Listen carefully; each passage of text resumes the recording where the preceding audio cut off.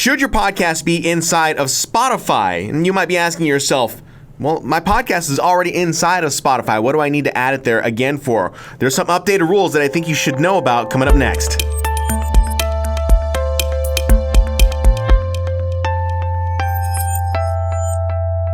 Hey there, podcaster. My name is Shannon, radio broadcaster, podcaster, and a podcast producer. And today's video is brought to you by my 6 clever ways to monetize a podcast ebook, available in the description down below. If you're trying to monetize your podcast and you're thinking that sponsorships are the only way that you can monetize a podcast, you're right and you're not necessarily wrong, but I want you to expand your thinking in terms of how you can monetize your podcast. There's actually a whole other set of ways you can monetize your podcast that I list out in that ebook. So go ahead and grab it. The link is down in the description of this video on YouTube. Go ahead and grab it today. So today we're talking all about whether or not you should have your podcast inside of Spotify. Now, I know you're asking yourself the question, well, when I put my podcast up, whether I got my hosting service through Libsyn, Spreaker, Blubrry, Anchor, yes, I said Anchor, even though that is a platform that I don't recommend that you use. Either way, you can get your podcast listed inside of Spotify. Now, there was some recent news that had come out, and it's actually some recent news that came out a while back. Actually, I wouldn't say like too far back, but it's something that I've been wanting to talk about and express it to you, the podcaster, and letting you know whether or not you should be putting your podcast in Spotify. All right. Now, as of this recording, which is August 14th, we are talking about Spotify now positioning themselves as a syndication platform, officially a syndication platform where you could submit your RSS feed into their platform. So this means that Spotify is just like Apple Podcasts. It's like submitting an RSS feed to Google Play or Google Podcasts, Stitcher, all the other syndication platforms. Now, the only difference with Spotify compared to the other platforms is that Spotify is now stepping up their game in terms of the analytics. And now I want to go over some of the pros that are coming with submitting your podcast into Spotify. Now, I'm going to get to that point where I talk about, well, isn't my podcast already in Spotify? Yes, it probably already is. But now that Spotify is now a syndication platform, you now have to claim your podcast on the platform itself. So you have to actually manually go in and claim your podcast, all right? So what Spotify is going to do is that they're going to ask for your RSS feed when you go to their website to submit your claim for your podcast, and they will get back to you and let you know that your podcast has been claimed. So that's going to be really the first step that you're going to be taking when it comes to claiming your podcast on Spotify. Now, once you have your podcast claimed on Spotify, not through Libsyn, not through Blubrry, nothing like that, what happens is you can actually go into Spotify itself and you will be able to get deeper analytics. Now, this is something that I think that has been needed for a long time when it comes down to looking to monetize your podcast later on down the line. You need quality statistics in order to really share them with your potential new sponsor, okay? So I want to go over some of the cool things that are going on with Spotify's platform for podcasting and for the podcast content creator, okay? Now, what I've written down here are a bunch of pros, and they are really just taken from the Spotify, I guess, the fact pages on there. I'll leave a link for that page in the description down below if you're interested in looking at it, but I'll just go ahead and break it down for you real briefly here, okay?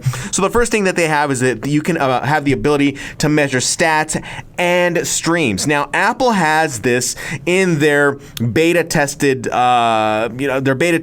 analytics tool when you go in, but you really can't get quality analytics. Now, I can't tell you whether or not Spotify's analytics are going to be accurate or not, but I do know that Apple's analytics, when it comes down to showing like who downloaded and who streamed or who started a podcast, they aren't reliable, and not all the data always shows up. It's still in a beta test, and it's not something that I'm really too keen on grabbing my analytics. That's why I always go to my analytics on Libsyn. I get those analytics and I'm able to extrapolate what I need if I'm going to a sponsor in order to try to get my podcast monetized. But now you have these analytics inside of Spotify where now you can measure when someone starts a stream starts a download and when someone starts a stream after 60 seconds. So if someone listens for 60 seconds, that is going to count as a stream, and those analytics can be very valuable. One of the other cool things is that you can learn through Spotify statistics how long a listener listens for through your podcast, so it can make you a better podcaster. So typically you've listened to podcasts where maybe there was a really boring part in the podcast and you kind of just dropped off. You probably just fast forwarded through that portion, all right? Now, Spotify doesn't look like they're going to let you know what that looks like in real time, but what they do provide is they provide you the analytics for 50% of, I guess, the listens for maybe a particular download or a particular show, and they will tell you where someone maybe dropped off or how long someone listened. So you're going to have to discover that for yourself, and there's no better way than to have someone tell you than to do it for yourself. You're going to have to experience that for yourself. I certainly can't tell you that, and no one else can tell you that. You got to go in and experience it for yourself and start driving those analytics to figure out where people are dropping off in your particular podcast episode, because your podcast is your podcast. It will vary from the next podcaster who is doing their own podcast. The next thing is one of my favorites that I am glad that Spotify has added. Now, you know that if you've watched this channel in the past before where I've talked about show notes, you can get a link for a playlist about show notes up here and tells you how important show notes are for your podcast. But one of the things that Spotify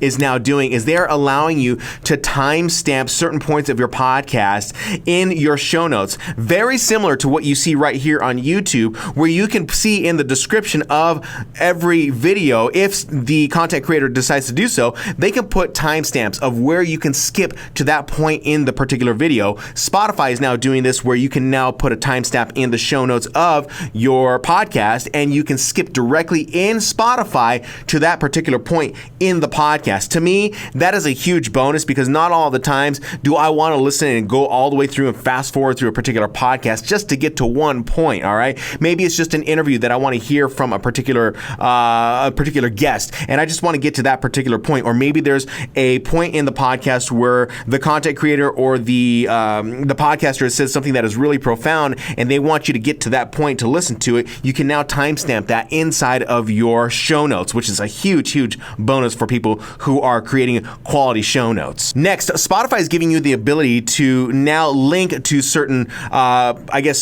shows and playlists within Spotify, which is a huge bonus. I mean, that's huge, because Apple Podcasts doesn't really allow you to do that. It's actually very cumbersome when it comes to Apple Podcasts. The statistics still show that most people listen on Apple Podcasts, and then of course it goes down from there. Spotify, of course, has been coming up and gaining on Apple Podcasts in terms of where people are listening. So this is only one way. I think that Spotify is really stepping up the competition against Apple Podcasts. All right.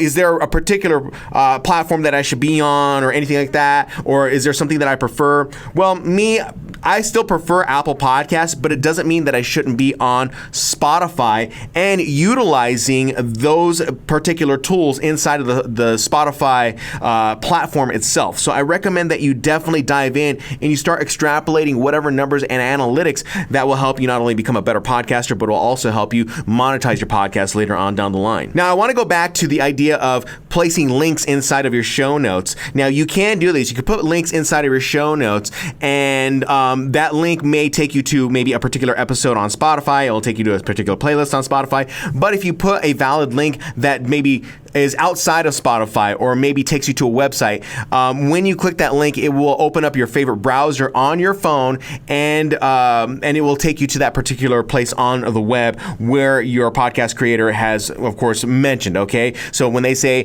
why don't you check the show notes in Spotify, and that'll have a link right there, and it'll take you directly to my page where you can see the blog where the podcast is listed. All right, that's something that I think is very huge for a lot of people. One thing that I forgot to mention when it comes down to the timestamps is that timestamps can be clickable inside of the Spotify app itself, but they are not available on desktop. So it's only available on mobile. So if you are creating those timestamps, just make sure that you let your audience know that timestamps are only clickable within the Spotify app.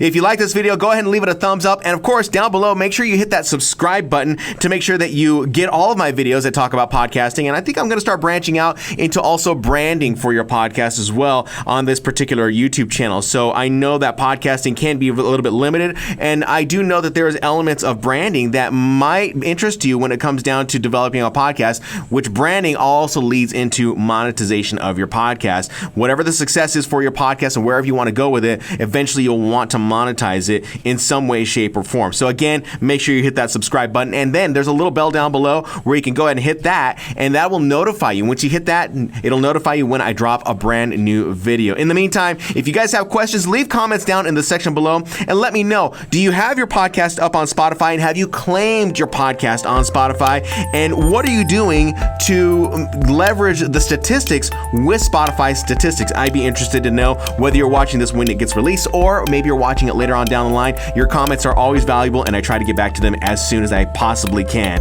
In the meantime, thank you guys so much for watching, and I will see you next time.